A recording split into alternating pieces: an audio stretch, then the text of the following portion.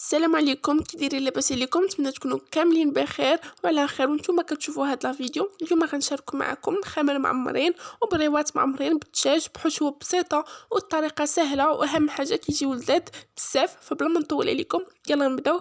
بسم الله على بركه الله. اول حاجه غنبداو بها اللي هما المخيمات ديالنا اللي غنحتاجوا فيهم مطيشه مقطعه شرائح، والخس حتى هو مقطع وتقدروا تخليوه كيف ما هو، والطون وكورنيشون مقطع واي صوص عندكم، والفرماج مقطع حتى هو شرائح. وبالنسبه للفرماج تقدروا ديروا اي نوع د الفرماج كتبغيو.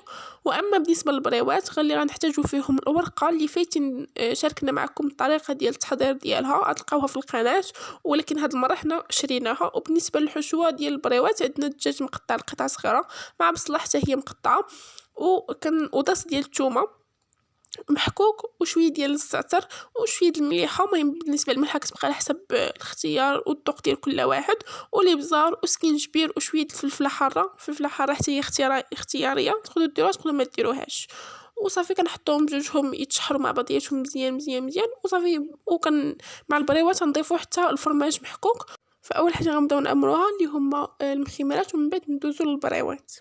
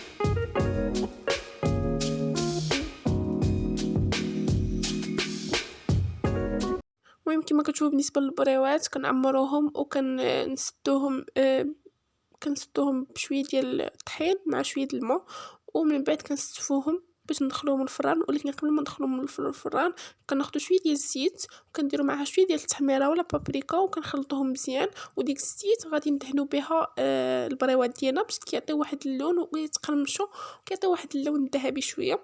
وهذا ما كان، وندخلهم الفران باش يتحمروا شويه وتطيب الورقه وصافي. اما بالنسبه للحشوه راه كتكون ديجا طايبه وصافي. بهكا كتكون هذه هي نهايه الفيديو ديال اليوم. كما كتشوفوا المخمرات ديالنا عامرين، تقدروا ديروا بلاصه الطون الكفته ولا الدجاج اللي بغيتو. وبالنسبه حتى للبريوات ديالنا طايبين، تقدروا حتى ما تعمروهم باي حشوه بغيتوها. وهذا ما كانت من هذا الفيديو. كون عجبكم، الا عجبكم ما تنساوش ديروا لايك وتشتركوا في القناه باش يوصلكم كل جديد حنا كنديروه. شكرا لكاع الناس اللي كيكتبوا كومونتيرات وكيديروا لايك، والناس اللي كيدخلوا جداد وكيشتركوا في القناه. شكرا لكم بزاف. تلاقاو في فيديو جديد ان شاء الله. تهلاو في راسكم، في الناس العزاز عليكم. بسلامه.